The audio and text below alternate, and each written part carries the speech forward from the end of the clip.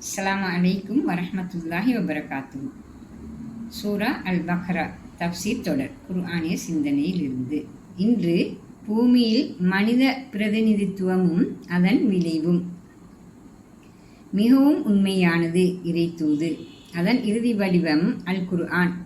அது முன்னால் போன தூதுகளை மறுக்க வரவில்லை, மாறாக அவற்றை அது ஏற்றுக்கொண்டது. அந்த அல் குர்ஆன் மனிதனால் இயற்றப்படவில்லை என்பதை அதனை ஆய்வு செய்யும் போது புரிந்து கொள்ள முடியும். இந்த தூது மனிதர்களை உன்னத பண்பு கொண்டவர்களாக மாற்றவே வந்தது. விடயம் இவ்வளவு தெளிவாக இருந்த போதும் ஏன் இந்த எதிர்ப்பு? ஏன் மனிதர்களில் சிலர் இவ்வாறு வன்முறை போக்கு கொண்டவர்களாக இருக்கிறார்கள்? இந்த கேள்விகளுக்கு பதில் தேட பிரபஞ்சத்தின் தோற்றம், மனித தோற்றம் என்பவற்றின் பின்னே செல்ல வேண்டுமா? பிரபஞ்ச மனித கட்டமைப்பிலேயே உள்ள அம்சமா இது?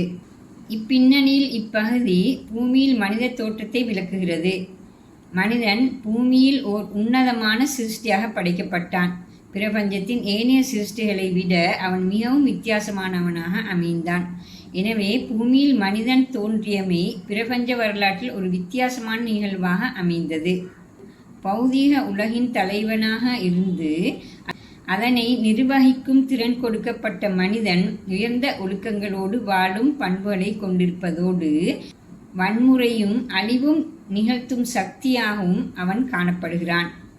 இப்பின்னணியிலேயே இறை தூதை நிராகரித்து அதன் கடும் எதிர்ப்பாளனாகவும் அவன் காணப்படுகிறான். இவ்வாறு அல் குர்ஆன் மனித தோற்றம் பற்றியும் அது சார்ந்த மேற்குறிப்பிடப்பட்ட கருத்துக்களையும் தெளிவுபடுத்துகிறது. இந்த ஆழ்ந்த தத்துவ உண்மையை மிகவும் எளிமையான வசங்களின் ஊடாக இந்த அத்தியாயம் படிப்படியாக தெளிவுறுத்துகிறது. முதலில் இறைவன் ஒருவன் இருக்கின்றான் என்பது மறுக்க முடியாத ஓர் உண்மை என்று இப்பகுதி விளக்குகிறது. அக்கருத்தின் பின்னணியிலேயே பிரபஞ்சத்தினதும் மனிதனினதும் தோற்றத்தை இவ்வத்தியாயம் விளக்குகிறது. கைஃப தக்ஃபுரூன பில்லாஹி வகுந்தும் அம்வாத்தன் ஃபஅஹ்யாக்கும் சும்ம யுமீத்துக்கும் சும்ம யுஹீக்கும் சும்ம இலைஹி துர்ஜஅூன். நீங்கள் உயிரற்ற பொருட்களாக இருந்தீர்கள். அவன் உங்களை உயிர் பெறச் செய்தான், பின்னர் உங்களை மரணிக்கச் செய்வான். அதன் பின்னர் உங்களை உயிர் பெறச் செய்வான். பின்னர் நீங்கள் அவனிடம் மீள கொண்டு செல்லப்படுவீர்கள். இவ்வாறு இருக்கும்போது நீங்கள் இறைவனை எவ்வாறு மறுக்க முடியும்? வசனம் 28. ஆரம்பத்திலிருந்து இதுவரை இறைத்தூது பற்றியே விளக்கி வந்த அத்தியாயம் இப்போது இறைவனை எவ்வாறு நீங்கள் மறுக்க முடியும் என்று இறை மறுப்பு பற்றி பேசுவது ஏன் என்று விளங்க முயல்வோம். அல் குர்ஆன் இறைவன், இறை தூது, மறு உலக வாழ்வு என்ற அடிப்படை நம்பிக்கைகளை ஒன்றாக இணைத்து விளக்குகிறது. இறை நம்பிக்கையே மையம். ஆனால் இறை தூது, மறுமை நாள் நம்பிக்கை என்பனவையே இறை நம்பிக்கையை அர்த்தப்படுத்துகின்றன. இறை தூது மூலமே மனிதன் இறைவனோடு தொடர்பு படுகிறான். மறுமை நம்பிக்கையே உலக வாழ்வுக்கு பொருளை கொடுக்கிறது. அல் குர்ஆனின் படி இறை நம்பிக்கை என்பது இந்த பிரபஞ்சத்திற்கு இறைவன் ஒருவன் உள்ளான் என்று நம்புவது மாத்திரமல்ல, அந்த இறைவன் உலகோடும் மனித வாழ்வோடும் தொடர்புபட்டுள்ளான்.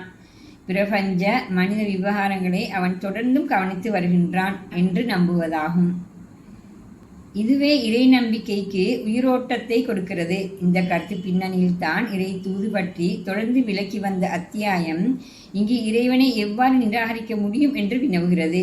அத்தோடு பின்னால் இடம்பெறவுள்ள பூமியின் மனித பிரதிநிதித்துவம் குறித்த விளக்கத்திற்கு ஆரம்ப விளக்கமாகவும் இது அமைகிறது.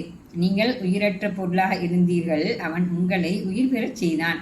இந்த இறைவசனம் இரண்டு உண்மைகளை முன்வைக்கிறது. ஒன்று, இறந்த பொருட்களாக, அதாவது பௌதீக பொருட்களாக அனைத்தும் இருந்த போது உயிர் எவ்வாறு தோன்றியது என்ற உண்மை. இரண்டாவது, மனித தோற்றம் என்ற உண்மை. பூமியில் உயிர் எவ்வாறு தோன்றியது என்பது இன்று வரை விஞ்ஞான உலகில் ஓர் அவிழ்க்க முடியாத புதிராகவே உள்ளது. அதனை விளக்க முன்வைக்கப்பட்ட எந்த கொள்கையும் திருப்திகரமாக இல்லை. குறிப்பிட்டதொரு காலகட்டத்தில் உயிர் திடீரென தோன்றியது என சொல்ல முடிகின்றதே தவிர அது எவ்வாறு தோன்றியது என விளக்க முடியவில்லை. கடவுள் இருப்பதாக கொண்டால் மட்டுமே இப்புதிருக்கு விடை காண முடியும்.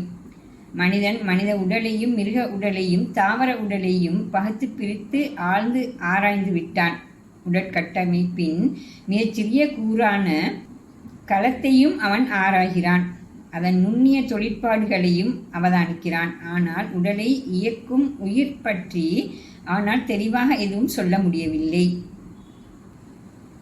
பிறகு அவன் உங்களை மரணிக்கச் செய்வான் என்ற வசனம் மனித வாழ்வின் இன்னொரு மர்மத்தை சொல்கிறது. மரணம் என்பதன் பொருளை மனிதனால் புரிந்து கொள்ள முடியவில்லை.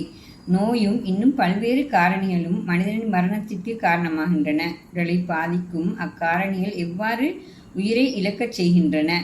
இறந்த மனிதனை மீண்டும் ஏன் உயிர்ப்பிக்க முடியவில்லை? உயிரை புரிந்து கொண்டால் இதனை சாதித்து விடலாம். ஆனால் மனிதனால் இந்த மர்மத்தை அவிழ்க்க முடியவில்லை.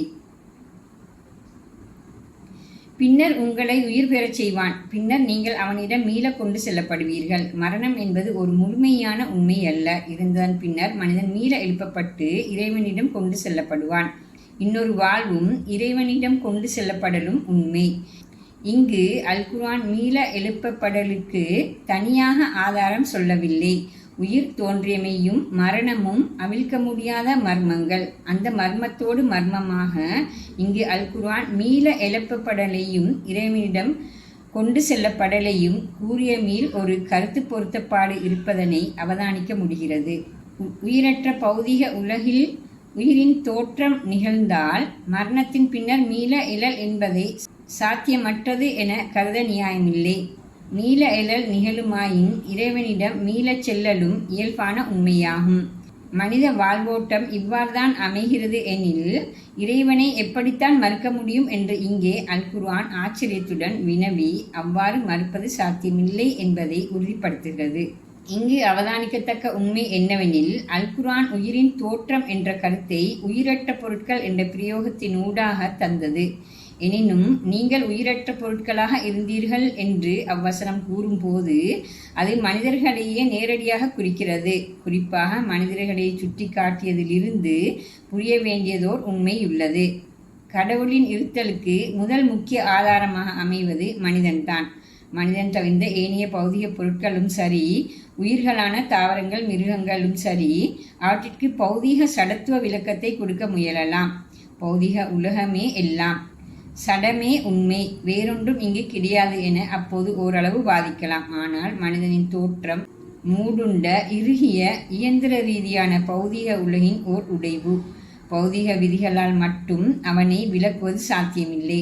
இசை, ஓவியம், அவனோடு காலமெல்லாம் ஓடிவரும் சடங்குகள், சம்பிரதாயங்கள் போன்றவை அவனை பௌதிக உலகுக்கு அப்பாற்பட்டவனாக காட்டுகின்றன. மனித உணர்வுகளையும் நடத்தைகளையும் கூர்ந்து ஆராயும் போது இந்த உண்மை நன்கு தெளிவாகிறது. இந்நிலையில் கடவுள் ஒருவன் உள்ளான் என்ற உண்மையை ஏற்காதிருப்பது சாத்தியமில்லை. உயிரின் தோற்றமும் மனிதனின் தோற்றமும் பௌதிக உலகின் செயற்பாட்டால் தற்செயலாக திடீரென தோன்றியதல்ல என விளக்கிய அத்தியாயம் இம்முழு பிரபஞ்சமுமே ஓர் அறிவின் திட்டமிட்ட செயற்பாடு என இப்போது விளக்குகிறது. இத்துடன் சூரா அல் பக்ரா தஃப்சீரின் இன்றைய பகுதி முடிவடைகிறது. இன்ஷா அல்லாஹ் அடுத்த வீடியோவில் சந்திப்போம். அஸ்ஸலாமு அலைக்கும் வரஹ்மத்துல்லாஹி வபரகாத்துஹு.